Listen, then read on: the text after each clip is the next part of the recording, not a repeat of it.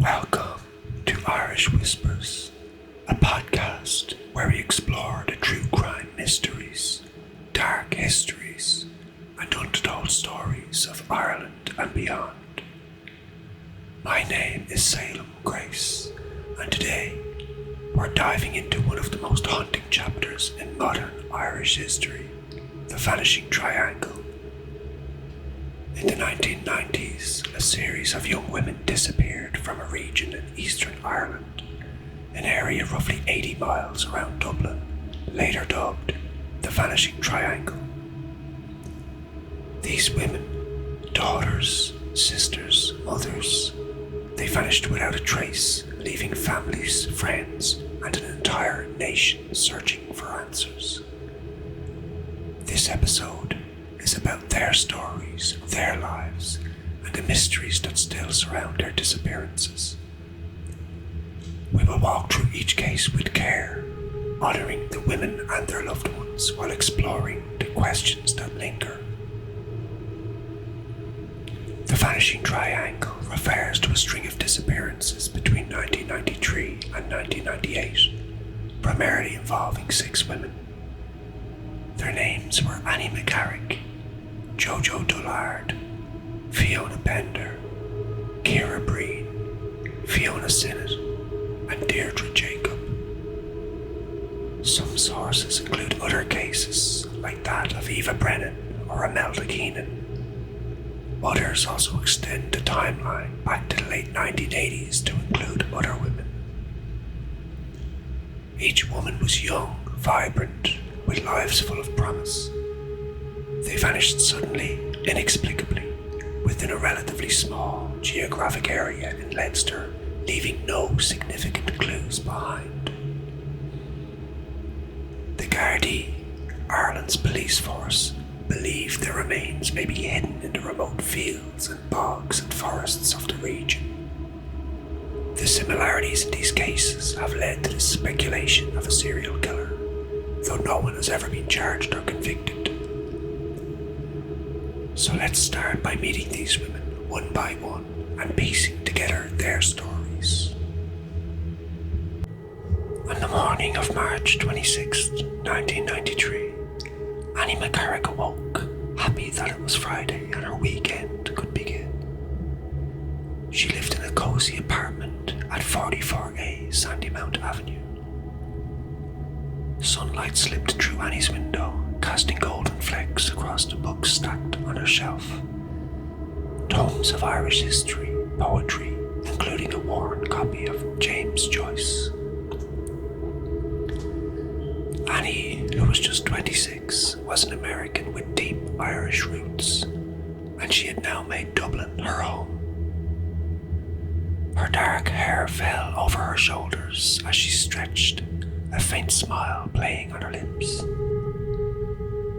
Annie was born to Nancy and John McCarrick in Long Island, New York, and she carried her heritage like a treasure. Her father, a Long Island NYPD officer, and her mother had planned to visit Annie in the coming days. Annie had come to Dublin 6 years earlier in 1987 to study at Maynooth University, but Dublin City's charm had held her here ever since. In her small kitchen, Annie set the kettle boiling. She brewed a cup of Barry's tea, the Irish staple she'd grown to love. Her bare feet felt the cold of the floor as she sipped her warm tea, her mind buzzing with plans for the weekend ahead. Annie was warm, adventurous. Her laugh was a spark that drew people close. She worked part-time at a Dublin cafe, saving up her money for her next dream, her next adventure. But that Friday was her day off. She'd invited friends for dinner the next day, already picturing the table filled with laughter, centered around her mother's shepherd's pie recipe, a nice taste of home. At around 10:30 a.m, Annie stepped out into Sandymount's morning hustle and bustle. Her green jacket hugged her frame tight, practical yet stylish, and her boots tapped the pavement, as she walked.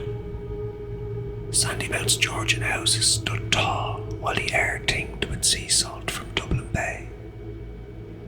She walked to the bank on Sandymount Road, just a short stroll away. At exactly 11:02 a.m, a CCTV camera saw her at the bank counter. Her face was calm, exchanging a quick word with the bank teller. Annie is seen withdrawing some cash, perhaps for a shopping trip she had in mind. She smiled at the teller. Annie always smiled, her warmth a quiet gift to strangers. Then, from the bank, she headed to Quinn's supermarket, picking up milk, bread, a few other things, ingredients for tomorrow's dinner party.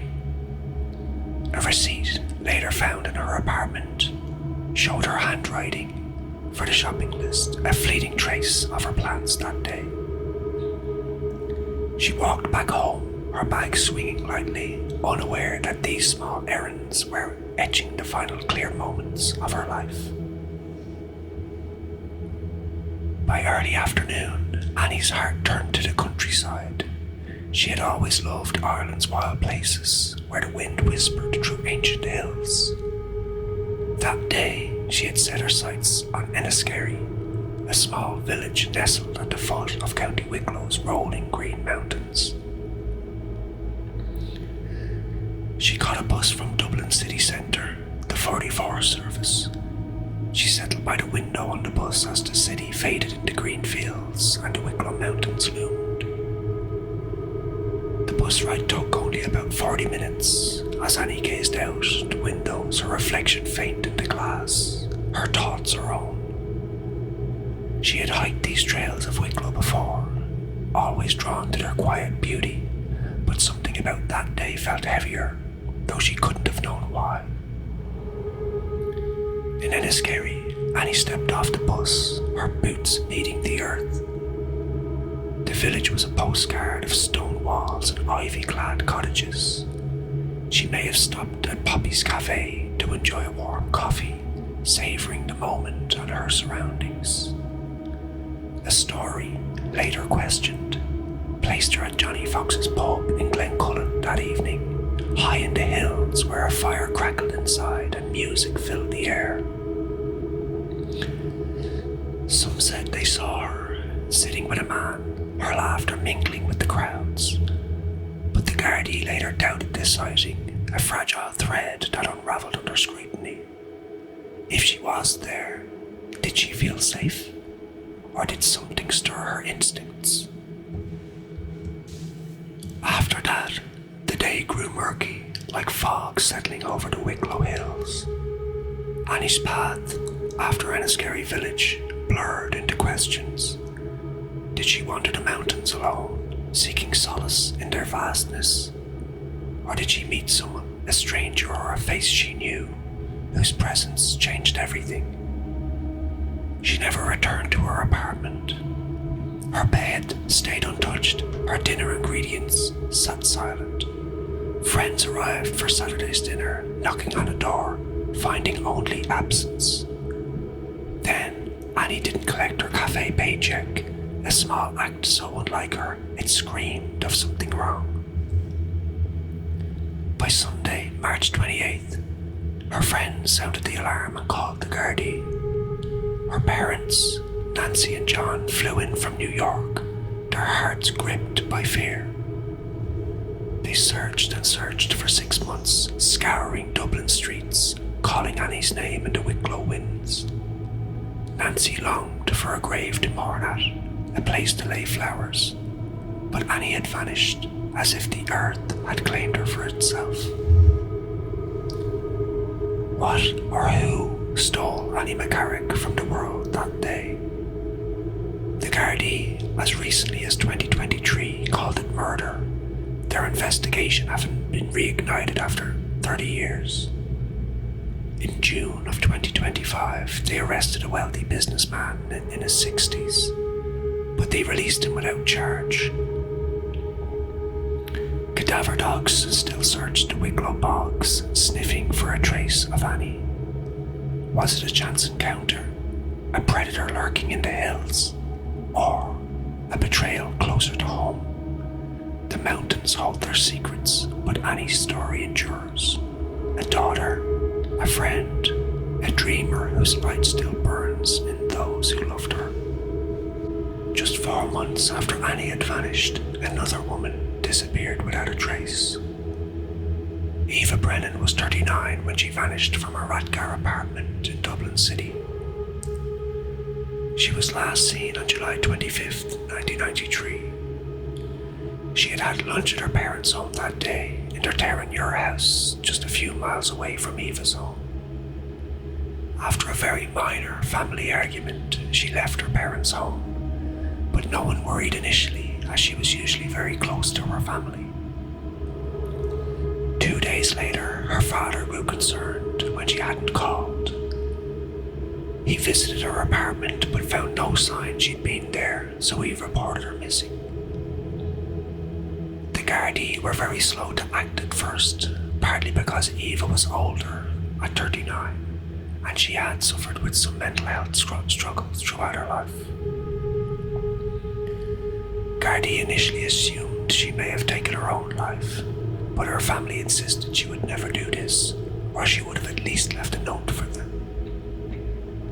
Eva's sister, Colette McCann, has spoken of the despair of not knowing her sister's fate. She recalls how hearing about the other case of Annie McCarrick on the news, it stirred her fears, and she naturally worried that whatever happened to Annie might also be responsible for her sister Eva too. Eva's case remains unsolved to this day, with no trace of her ever being found. Then, less than 6 months later, in 1994, a third woman vanishes without a trace. Young Imelda Keenan was only 22 when she disappeared from Waterford City on January 3rd, 1994, a date etched into her brother Jerry's memory like a scar. Originally from Mount Mellick in County Laois, she had moved to Waterford when she was in her teens, but building a life there with her fiancé, Mark Wall, in their modest apartment on William Street. Imelda, who was living with Mark, told him she was heading to the post office to collect her social welfare payment. Imelda was last seen crossing William Street onto Lombard Street, wearing distinctive leopard skin trousers and a denim jacket. A local doctor's secretary, who knew Imelda very well, spotted her that day near the Tower Hotel, and she may have been the very last person to see young Imelda alive. Because Imelda never reached the post office that day, and what is strange is that the post office was closed that day anyway, because it was a bank holiday Monday, a detail that certainly raised suspicions of Imelda's true planned destination. Her brother Jerry reported her missing the very next day, noting that she'd also missed a planned Christmas visit home. And just like Eva, Imelda's case was initially treated lightly by the authorities, delaying critical early investigations. Her brother Jerry, now in his 60s, still visits a plaque that was made in her honor. He stands there hiding tears behind dark glasses, clinging to hope that someone in Waterford may hold the key to his sister's fate. He believes she was murdered, a conviction only hardened by 31 years of silence. These early cases of Annie, Eva, and Imelda, they set a pattern. Young women vanishing without a trace, and investigations that struggled to gain any traction. The Gardaí were criticised for not treating these cases as potential murders from the very outset, a misstep that may have caused vital evidence. The story of Imelda hits home for me personally, as my oldest daughter is also 22 years old at the time of this recording. I can't even begin to imagine the pain and the loss that must have been left behind for her father and her family. We pray that someday Imelda's family, and indeed all of the families of all of the disappeared women, will finally get the closure they so desperately need and deserve after so many years. By 1995, the disappearances continued. Josephine Dullard, affectionately known as JoJo to her family and friends, was from Callan, County Kilkenny, but she was living in Dublin's Harold's Cross area. On November 9th, 1995, when JoJo was just 21 years old, she was leaving Dublin to head home to Kilkenny to see family. Unfortunately, JoJo would miss her bus to Kilkenny that night, so she decided to hitchhike her way home. Now, hitchhiking may seem dangerous to anyone who's not familiar with it, but it was commonplace in the 1980s and 1990s. You would stand on the side of the road, often alone, and stick out your thumb as cars pass by in the hopes that one car, any car, might stop to give you a lift. Of course, nowadays, when most families have multiple cars and we're more aware of the dangers of taking lifts from strangers, we rarely see people hitchhike. But that was a fateful decision JoJo made that night. Now, it isn't like there is a straight direct road from Dublin to Kilkenny, so JoJo would likely have had to do this hitchhiking in sections.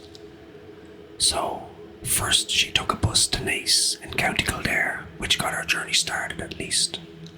When she got to Naas, she stuck out her thumb and began to hitchhike.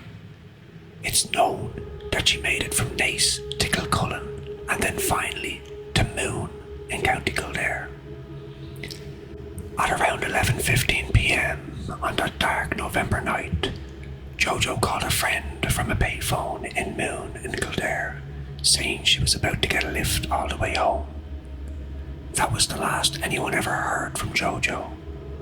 Her family, who had sadly lost their mother when JoJo was still very young, have fought tirelessly to keep her case alive.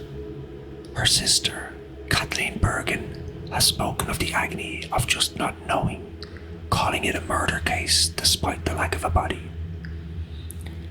As early as November of 2024, a man in his 50s was arrested and searches were conducted in Wicklow near the Kildare border, but that man was released without charge and that was the end of it. The Gardaí claimed to have a prime suspect in mind, but the suspect currently lives outside of Ireland and, without any solid evidence, extradition remains impossible. So they cannot even question this suspect. So just like Annie, Eva, and Imelda, for now, JoJo is remembered by her loving family and friends. But their desperately needed closure continues to hold them hostage. Less than 1 year after JoJo vanished on that cold November night, in August of 1996, Fiona Pender, a 25-year-old model and hairdresser from Tullamore in County Offaly, disappeared. Fiona was actually 7 months pregnant when she vanished, her and her boyfriend really excited for their baby, due to be born in the coming months. She was last seen leaving her apartment on Church Street in Tullamore, and despite extensive searches, no trace of Fiona was ever found. Interestingly, in 2008, a wooden cross inscribed with the name Fiona Pender was discovered on the Slieve Bloom Way, suggesting that she may be buried there or somewhere in the Slieve Bloom Mountains. Gardaí believe she was killed by someone known to her, and several arrests have been made, but no charges were ever filed. Fiona's family continues to seek answers, their grief compounded by the loss of the unborn child.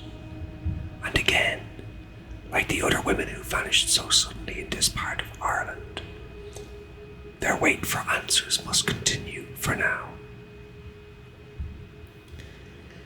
JoJo and Fiona's stories highlight the personal tragedies behind these cases. JoJo was a young woman simply trying to get home to her family. Fiona was preparing to become a young mother. For both ladies, their disappearances left holes in their communities that have never been filled. questions in the hearts of their family and friends that remain unanswered. A few short months after Fiona Pender's disappearance, in 1997, 17-year-old Ciara Breen vanished without a trace from Dundalk in County Louth. Young Ciara, who lived at home with her mother, was last seen at her home on Thursday, February 13th, 1997. The young teenager went to bed that night, but by morning she was gone. Her mother reported her missing immediately, but no significant leads emerged. Ciara's youth and the domestic setting of her disappearance only added to the mystery. To date, the Gardaí have followed multiple lines of inquiry, but her case remains open and unsolved, with her family holding out hope for closure in one form or another. Their wait for answers continues, sadly. Then, almost exactly 1 year later, 19-year-old Fiona Sinnott, another teenager, disappeared on February 8th, 1998. Young Fiona Sinnott, a young mother herself, recently blessed with a little baby girl, was from the Broadway area of County Wexford. Her little daughter Emma was only 11 months old when Fiona vanished. Fiona had been out with friends at Butler's pub that night. She left Butler's pub at around midnight with her ex-boyfriend, Sean Carroll, also the father of her child. When interviewed, Sean told the Gardaí that he had walked Fiona home to where she was living in Ballyhet, and then he had slept on her couch.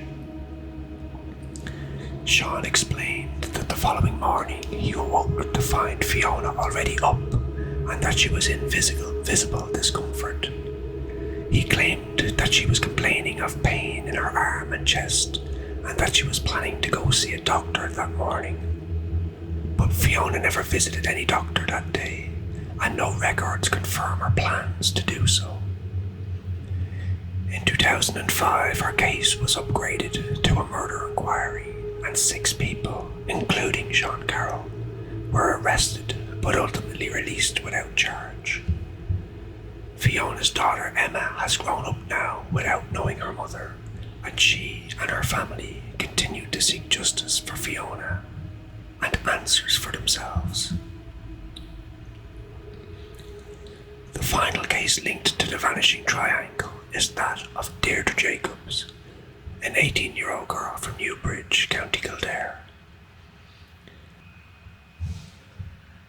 On July 28, 1998, Deirdre, who dreamed of becoming a primary school teacher, was running a few errands in her hometown of Newbridge. She visited the bank and the post office, mailing off a bank draft at exactly 3:02 p.m. After she had completed her errands, she was last seen walking home, spotted a mere 100 yards from her house in broad daylight. Her disappearance completely shocked the nation. How could someone vanish so close to home, in the light of day? The Gardaí did suspect a convicted rapist named Larry Murphy who lived nearby, and he was later jailed for a brutal attack on a different woman in 2001. Mr. Murphy, who now goes by the alias Charlie Doyle, has never been charged in connection with Deirdre's case, or indeed with any of the other cases, and he now lives in England.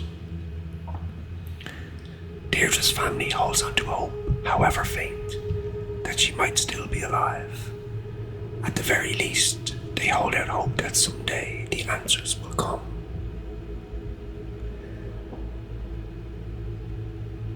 By 1998, this pattern of disappearances could no longer be ignored.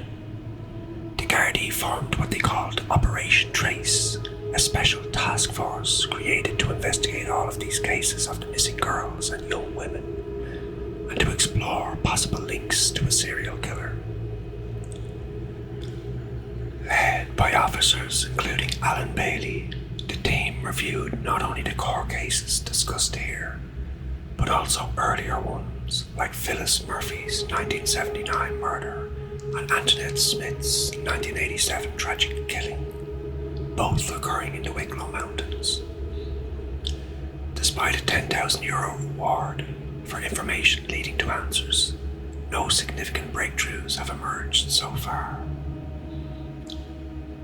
Theories abound about what happened to all of these tragic women and girls. The leading hypothesis is that of a serial killer, especially given the similarities in most of the cases. Young women, sudden disappearances, yet no bodies. Larry Murphy remains a person of interest, especially in Deirdre Jacobs' case, due to his proximity and his sick criminal history. His 2001 attack in the Wicklow Mountains, where he abducted, raped, and attempted to murder a woman, mirrored the Vanishing Triangle cases in many respects. Had Mr. Murphy succeeded in his murder attempt of that young woman, she may have ended up as another statistic in Ireland's Vanishing Triangle. Of course, these women are much more than mere statistics to their loved ones. They are daughters, sisters, mothers, and friends. While no concrete evidence ties Mr. Murphy to the other disappearances, many have their suspicions of this predator. Other theories include multiple perpetrators or even human trafficking, though evidence for the latter is purely circumstantial. Crime writer Claire McGowan, in her book The Vanishing Triangle, argues that a culture of secrecy and even victim blaming in 1990s Ireland hindered investigations, allowing perpetrators to evade justice for too long. More recent developments offer some glimmer of hope to the families of these women. In 2024, two cadaver dogs named Nellie and Bee detected possible human remains in the Wicklow Mountains near Larry Murphy's former home, prompting renewed searches of the area. Forensic scientist David Kenny identified a souterrain, a cave-like structure, as a potential gravesite. In 2023, a documentary titled 6 Silent Killings aired on Sky TV, and then another documentary called RTE's Missing Beyond the Vanishing Triangle have kept these cases alive in the public eye, urging anyone with information to come forward. As we close, I want to take a moment to honour these women. Annie, Eva, Imelda, JoJo, Fiona Pender, Kira, and Fiona Sinnott, and Deirdre. They were more than cases. They were the daughters and sisters and mothers and friends. Their families have endured decades of pain, yet they continued to fight for answers. Nancy McCarrick longs for a grave to visit. JoJo's sister Kathleen speaks of the torment of just not knowing. Fiona Pender's family mourn not just for her, but for their unborn child. These families deserve closure. If you know anything, no matter how small, please contact the Gardaí. Time can loosen loyalties, and someone out there knows something, so let's help bring these women home to their families. Thank you for joining me on this very first episode of Irish Whispers. If this story touched you, please share it to keep these women's names alive. You can find us on YouTube at Irish Whispers and join our community to discuss this case or any of our cases further. Next time, we'll explore another Irish mystery, a baffling case of reincarnation so unbelievable yet so convincing it made a believer even out of me that maybe life can end only to start again. Until then, stay curious, stay compassionate, and take care of yourself.